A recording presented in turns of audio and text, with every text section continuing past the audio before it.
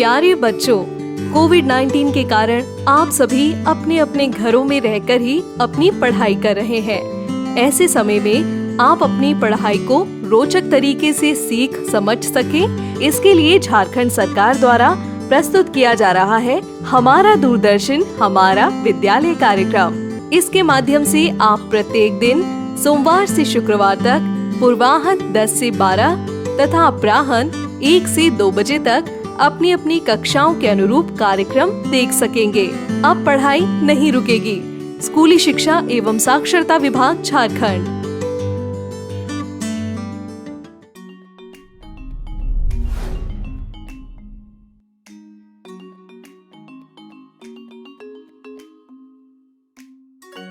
आज हमारी टीचर ने हमसे कहा कि घर जाकर देखें रसोई में किस किस तरह के बर्तन हैं और उनमें क्या क्या खाना बनता है।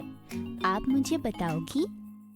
जरूर राजू, अभी देखो मैं पतीले में चाय बना रही हूँ। कुछ जगह पतीले को भगोना भी कहते हैं। अब और बर्तन निकाल कर देखते हैं, इसे क्या कहते हैं?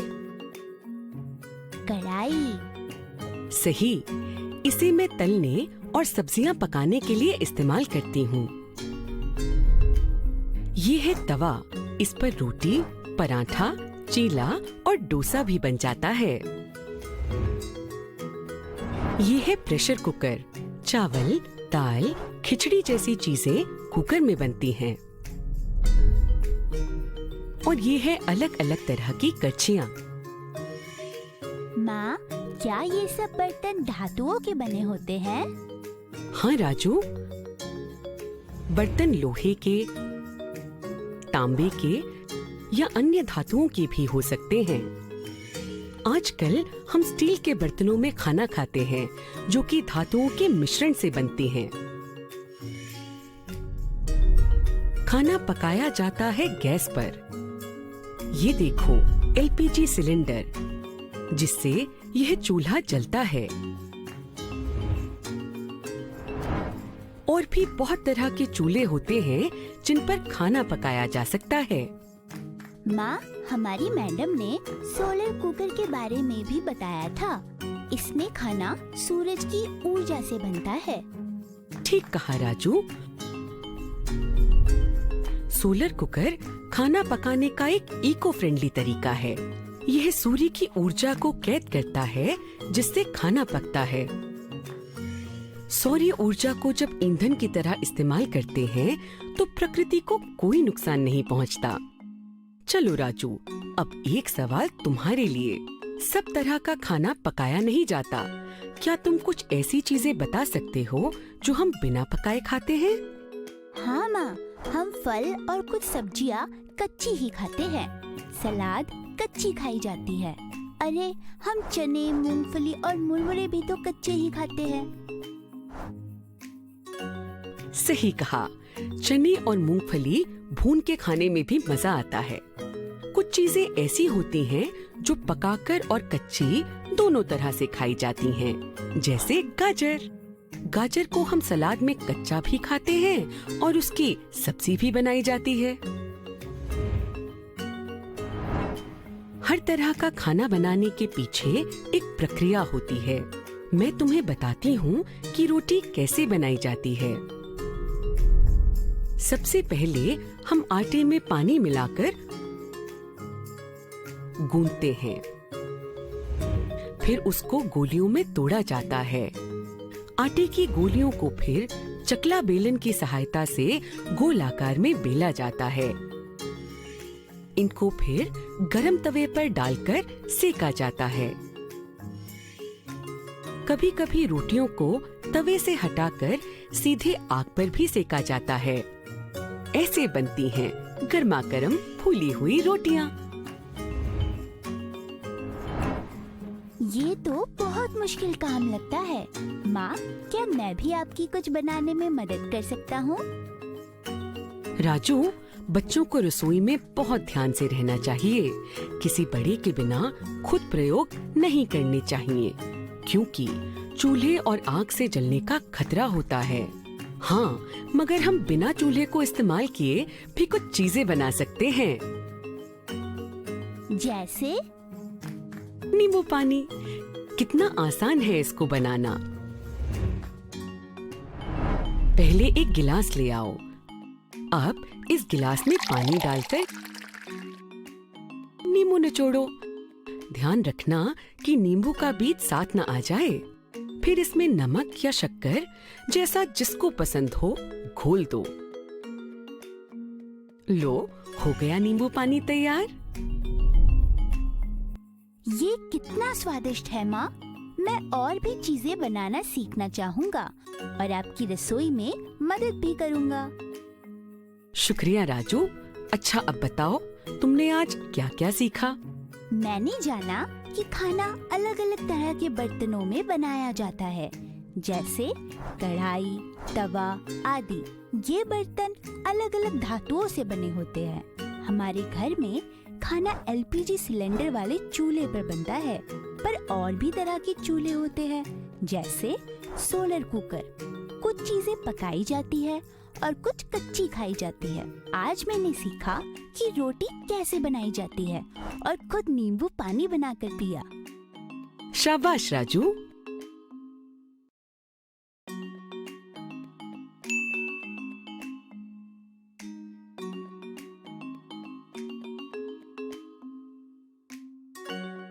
राजू, क्या तुम्हें रसोई के बारे में जानकर अच्छा लगा? हाँ माँ, मुझे नींबू पानी बनाने में सबसे ज्यादा मजा आया। बहुत अच्छा राजू। क्या तुम्हें पता है कि खाना बनाने की कला को पाक कला या पाक शास्त्र भी कहते हैं। यह एक बहुत पुरानी परंपरा का हिस्सा है। पुराने समय में आज जैसे आधुनिक साधन नहीं थे, तब खाना अलग तरह से पकाया जाता था। क्यों न हम चलकर दादी से इन सब के बारे में और जानकारी लें? जी माँ, मैं इसके बारे में और जानना चाहूँगा। प्रणाम दादी। जीते रहो राजू। आज क्या खिचड़ी पका रहे हो? खिचड़ी नहीं पका रहा दादी, मैं खाना पकाने के बारे में जानकारी इकट्ठी कर रहा हूँ। ये मेरा होमवर्क है। आप मुझे बताओगी, जब आप छोटी थी तब खाना अलग तरीके से पकाया जाता था क्या? हाँ राजू, उस समय के बर्तन, चूल्हा, खाना पकाने के तरीके सब अलग थे। अच्छा दादी, आपके समय पर कैसे बर्तन होते थे? हमारे समय पर लोहे या तांबे के बर्तन होते थे, जो कि आजकल के बर्तनों से बहुत भारी थे। खाने और पकाने दोनों के लिए ही धातु से बने बर्तन इस्तेमाल किए जाते थे। कुछ परिवार तो चांदी की थाली में भी खाना खाते थे, क्योंकि ऐसा माना जाता था कि धातुओं के गुण खाने में आ जाते हैं। और तो और हम मिट्टी की हांडी और अन्य बर्तनों में भी खाना पकाते थे। पत्थर से बनी ओखली का प्रयोग होता था मसाले पीसने के लिए। कुछ जगह लकड़ी के बर्तन भी इस्तेमाल किए जाते थे। ओह, ये सब बर्तन तो मैंने देखे ही नहीं दादी। मुझे आपसे यह भी जानना है कि आप कैसे चूल्हे पर खाना पकाती थी? जब मैं बहुत छोटी थी, तब अपने माँ बाबूजी के साथ गांव में रहती थी। वहाँ खाना उपलों पर या लकड़ियों पर पकता था। जमीन पर ही मिट्टी का एक चूल्हा होता था, जिसमें उपले, कोयला या लकड़ियाँ ईंधन की तरह इस्तेमाल किए जाते थे। जब हम बड़े हो गए तो केरोसिन का स्टोव आने लगा, और तो और इलेक्ट्रिक स्टोव या बिजली से चलने वाले हीटर पर भी खाना पकाया जाता था। अब ये सब पुराना हो गया। अब तो हर घर में गैस होती है, पर भारत के बहुत से गांव में आज भी खाना ऐसे ही पकता है। अच्छा राजू, अब एक सवाल मेरी तरफ से। हर वस्तु को एक तरह से नहीं पकाया जाता। हमारी पाक कला में अलग अलग तरह से चीजें बनाई जाती हैं। अब मैं तुम्हें बताती हूँ कुछ खाने की चीजों के नाम। तुम बताना वो कैसे पकाई जाती हैं। ठीक है दादी। रोटी और पराठा। रोटी और पराठा सेक कर पकाए जाते हैं। बैंगन का भरता। भरते के लिए बैंगन को भून कर पकाया जाता है। पकौड़े। पकौड़े तल कर पकाई जाने वाली चीज है। चावल। चावल उबाल कर पकाए जाते हैं। बहुत शानदार राजू। अब तुम अपना होमवर्क पूरा करने जाओ। जाने से पहले बताओ तुमने आज क्या क्या सीखा? मैंने जाना कि पुराने समय में अलग तरह के बर्तनों का प्रयोग होता था, जो कि बने होते थे लोहे, तांबे, पत्थर, लकड़ी और मिट्टी से। पुराने समय में चूल्हे भी अलग तरह के होते थे, जिनमें कोयला, लकड़ी या उपले ईंधन की तरह इस्तेमाल किए जाते थे। और आपने मुझे समझाया कि खाना बनाने के कितने अलग अलग तरीके होते हैं, जैसे सेकना, भूनना, तलना, उबालना आदि। बहुत बढ़िया राजू। अब ये सब अपनी कॉपी में नोट करो।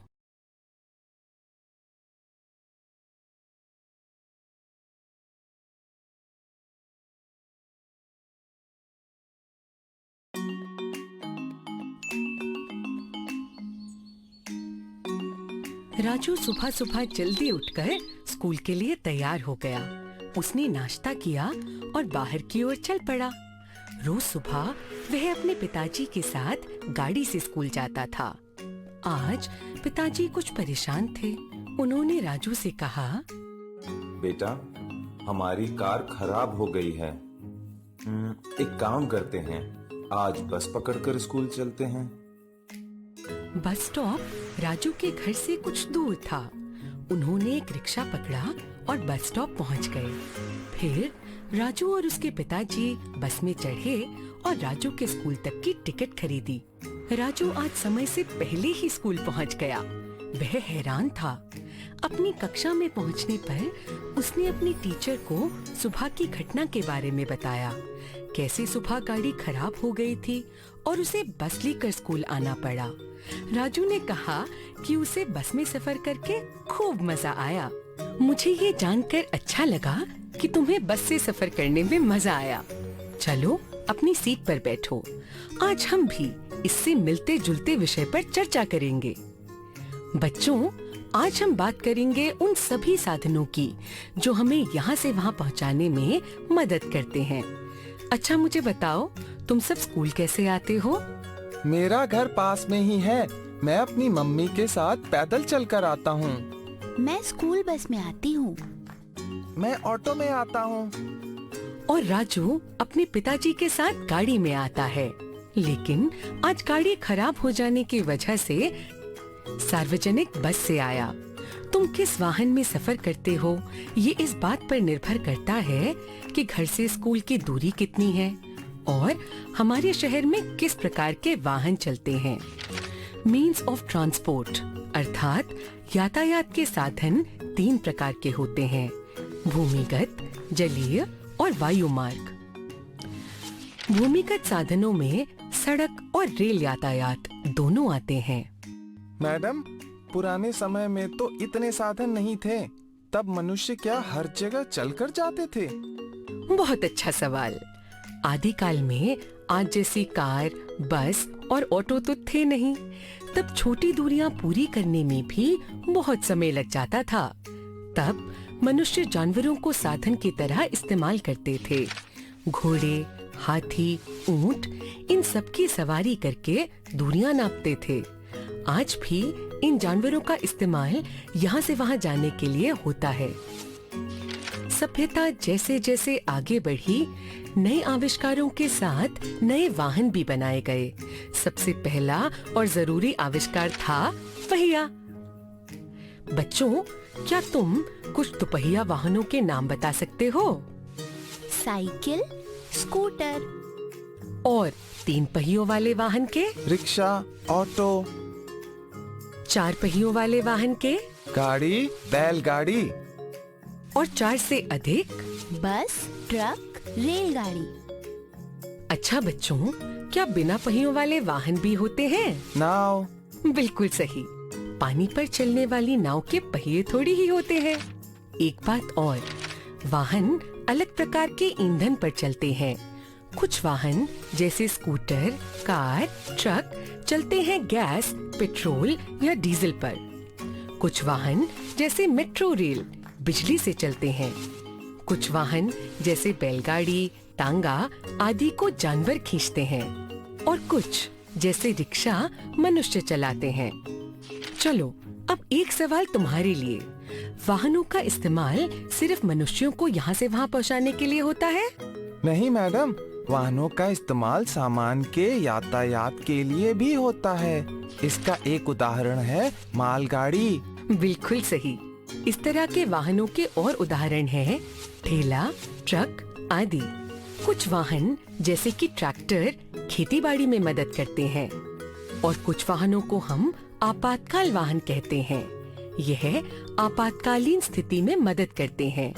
इनके उदाहरण हैं पुलिस की गाड़ी, एम्बुलेंस और दमकल। पहले कई दिन लग जाते थे एक शहर से दूसरे शहर जाने में। अब रेलगाड़ी में बैठकर कुछ घंटों में ये सफर तय किया जा सकता है। और तो और अगर एक देश से दूसरे देश जाना हो तो हवाई जहाज में उड़कर चंद घंटों में पहुंचा जा सकता है।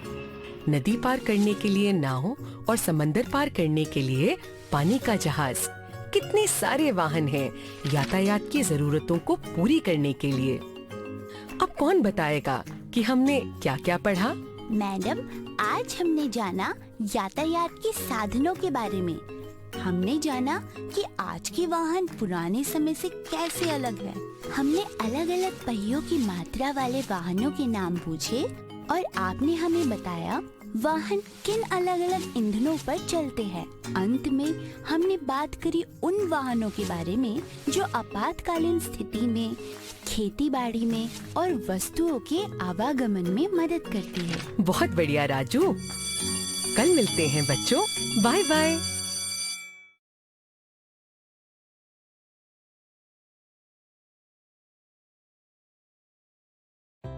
बच्चों, इस वीडियो में आपका स्वागत है। आज हम कुछ दिलचस्प आकृतियों को आईने के आगे रख के देखेंगे और बिंदु रेखा के बारे में चर्चा करेंगे। बहुत मजा आने वाला है। दादाजी, चलिए कुछ खेलते हैं। आओ पिंकू, आज आईने की मदद से एक खेल खेलते हैं। आईने की मदद से? कैसे दादाजी? पिंकू, क्या तुम इस चित्र को मोड़कर दो बराबर भागों में बांट सकते हो? हाँ दादाजी, मैं इसे करके दिखाता हूँ।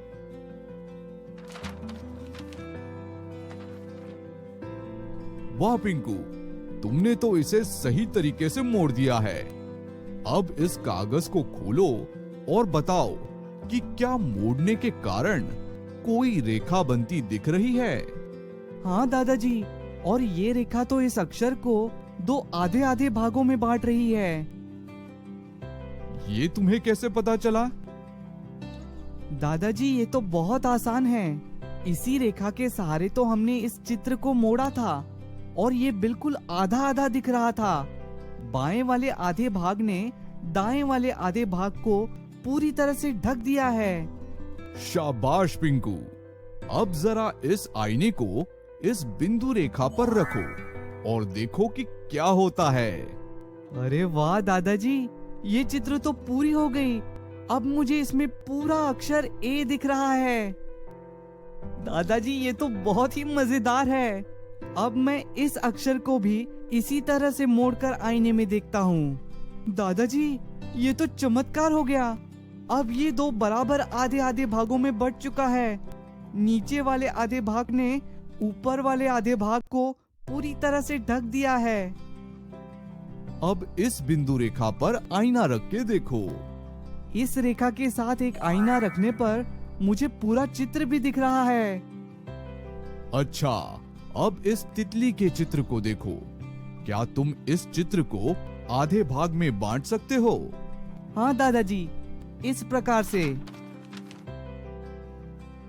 शाबाश पिंकू। एक बार आईने को भी रखकर देख लो, क्या पूरा चित्र बन रहा है?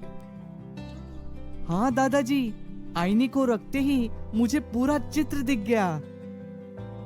पिंकू, अब तुम इन अक्षरों के साथ भी ये आईने वाला खेल खेलकर देखो। ठीक है दादाजी। बच्चों, आप सब भी एक कागज पर ऐसे ही कुछ अक्षर लिखिए और उसे आधे आधे भाग में बांटकर आईने को रखकर देखिए।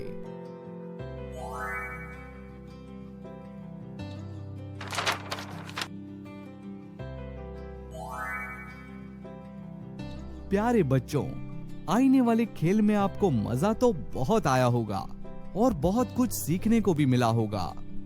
क्या आप जानते हैं कि ये खेल सिर्फ अक्षर ही नहीं, किसी भी चित्र के साथ खेला जा सकता है।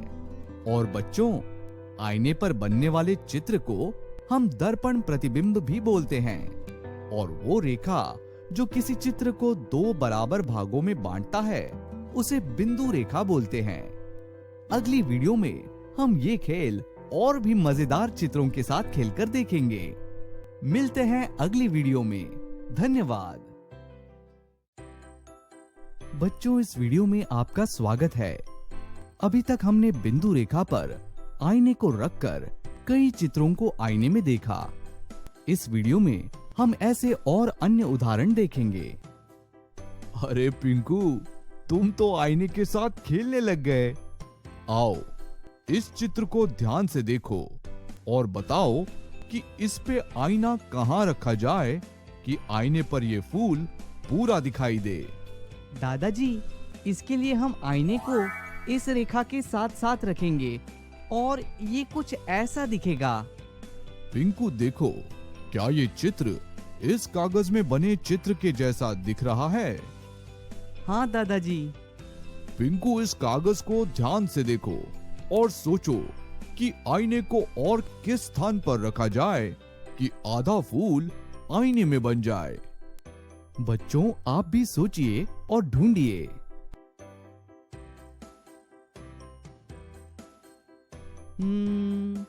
दादाजी, यहाँ अगर हम आईने को रखें तो फूल का आधा हिस्सा आईने पर आ जाएगा। अरे दादाजी, हम आईने को तो यहाँ भी रख सकते हैं और ऐसे बहुत सारे स्थान हैं, जैसे यहाँ और यहाँ और यहाँ भी। सही कहा पिंकू। वाह पिंकू, तुमने तो सारे स्थान बहुत अच्छे से ढूंढ लिए। शाबाश पिंकू। अब जरा इस चित्र को ध्यान से देखो। अब क्या तुम बता सकते हो कि इस चित्र के लिए सही बिंदु रेखा कहाँ होगी? दादाजी, ये तो आसान है। बिंदु रेखा इस जगह पर होगी और आईने पर ये कुछ ऐसा दिखेगा। शाबाश पिंकू। अच्छा, क्या तुम इस चित्र पर भी बिंदु रेखा खींचकर इसे आईने में देखकर पता लगा सकते हो कि ये बराबर भागों में बांटा गया है या नहीं? दादाजी, इस चित्र के लिए हम आईने को इस रेखा के ऊपर रख देंगे और हमें ऐसा ही चित्र दिखेगा। तुमने इसका भी जवाब सही तरीके से दे दिया है। क्या तुम इस चित्र पर भी बिंदु रेखा खींचकर इसे आईने में देखकर पता लगा सकते हो कि क्या हम इसे बराबर भागों में बांट सकते हैं या नहीं? दादाजी, मैं इस बार भी करके दिखाऊंगा। इस चित्र में जब हम आईने को इस रेखा के ऊपर रखेंगे तब हमें ऐसा चित्र प्राप्त होगा। तुमने इसका भी सही जवाब दिया है। चलो, अब इस चित्र पर बिंदु रेखा इस तरह बनाओ कि आईने पर इसका आधा भाग दिखाई दे। अरे दादाजी, ये तो शतरंज का बोर्ड है। इसके लिए मुझे थोड़ा सोचना पड़ेगा। आप चाहें तो वीडियो को यहाँ रोककर सोच सकते हैं। मुझे मिल गया दादाजी। ये देखिए, इस चित्र में जब हम आईने को इस रेखा के ऊपर रखेंगे तब हमें ऐसा चित्र प्राप्त होगा। शाबाश पिंकू। अब ये बताओ कि क्या हम आईने को किसी और रेखा पर रख सकते हैं? बच्चों, आप भी ढूंढिए और बताइए। हाँ दादाजी, ये देखिए। शाबाश पिंकू, तुमने सभी सवालों का जवाब सही दिया है। ये लो तुम्हारा इनाम। प्यारे बच्चों, अभी तक आपने कुछ उदाहरण देखे और जाना कि अगर हम आईने को सही बिंदु रेखा पर रखें तो अधूरे चित्र भी हमें पूरे दिखाई देते हैं। और ये जरूरी नहीं है कि बिंदु रेखा हमेशा सीधी ही हो, ये तिरछी भी हो सकती है। इस वीडियो को हम यहीं पर समाप्त करते हैं। अगले वीडियो में हम इससे जुड़ी कुछ सामान्य गलतियों के बारे में चर्चा करेंगे। धन्यवाद।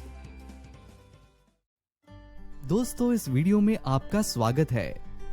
अभी तक हमने पिंकू के साथ कुछ उदाहरण देखे। अब हम पिंकू के साथ आईने में देखे गए चित्र और बिंदु रेखा से जुड़ी कुछ सामान्य गलतियों के बारे में देखेंगे। पिंकू, अभी तक तुमने इतने सारे चित्र देखे। अब मैं तुमसे कुछ और सवाल पूछना चाहता हूँ। क्या तुम जवाब दे पाओगे? हाँ दादाजी, मैं तो आसानी से सारे सवालों के जवाब दे दूंगा। ठीक है पिंकू, तो ये बताओ कि इस चित्र में हम बिंदु रेखा कहाँ बनाएं कि इसके आधे भाग पर आईने को रखने से हमें पूरा चित्र नजर आए। दादाजी, इस चित्र में हम बिंदु रेखा को इस प्रकार से बना सकते हैं। अच्छा पिंकू, अब जरा आईने को इसी स्थान पर रखकर देखो तो क्या बनता है। दादाजी, ये तो कुछ अजीब सा बन गया। जब मैंने आईने का मुख दाईं ओर रखा तो ऐसा चित्र बना, और जब बाईं ओर मुख किया तब ऐसा बन गया। ऐसा क्यों हुआ दादाजी? क्योंकि पिंकू, तुमने गलत बिंदु रेखा बनाई थी। सही बिंदु रेखा कुछ ऐसी दिखेगी। ये लो पिंकू, अब तुम इसे आईने में देखो। हाँ दादाजी, अब तो ये दो बराबर आधे आधे भागों में बट गया है। पिंकू, इस बात का हमेशा ध्यान रखना कि हर चित्र के लिए अलग अलग बिंदु रेखा होती है। पिंकू, इस कार्टून को देखो। अब आईने को ऐसी जगह रखो कि इस कार्टून के दोनों हाथ इस तरह से ऊपर हो जाएं। आप चाहें तो वीडियो को यहाँ रोककर सोच सकते हैं। दादाजी, ये कार्टून तो बहुत मजेदार है, पर इसके दोनों हाथ ऊपर कैसे हो सकते हैं? इसका तो एक हाथ ऊपर और एक हाथ नीचे है। पिंकू, ध्यान से देखो। यदि तुम आईने को इस रेखा पर रख दो और आईने का मुख बाईं तरफ करो तो तुम्हें ऐसा चित्र प्राप्त होगा। मैं एक बार आईने को इस तरह से रख कर देखता हूँ। दादाजी, इसके दोनों हाथ ऊपर हो गए। पिंकू, अब क्या तुम इसके दोनों हाथों को इस प्रकार से नीचे कर सकते हो? हाँ दादाजी, इस बार सिर्फ आईने का मुख बाईं ओर कर देना है और ऐसा चित्र दिख जाएगा। प्यारे बच्चों, अब तक आपने देखा कि शीशे के सामने चित्र कैसे पलट जाते हैं, और ये भी जाना कि बिंदु रेखा हमेशा सीधी वर्टिकल रेखा नहीं होती। ये रेखा आड़ी हॉरिजॉन्टल भी हो सकती है। अब आप इन चित्रों को देखिए और बताइए कि आईने को इस चित्र में कहां रखा जाए कि दिए गए चित्र दिख जाएं। अब तक आपने देखा कि आईने का मुख बदलने से कैसे चित्र बदल जाते हैं और सही बिंदु रेखा पहचानना भी सीखा। आशा करते हैं कि पिंकू की गलतियों से आपने बहुत कुछ सीखा और अब आप इस विषय के बारे में अच्छे से जान चुके हैं। इसी के साथ ये वीडियो यही समाप्त होती है। धन्यवाद। इस प्रसारण से संबंधित सुझाव, अपने प्रश्न इत्यादि आप हमें jcertrg@gmail.com तथा टोल फ्री नंबर 1800 5728 585 पर संपर्क कर सकते हैं।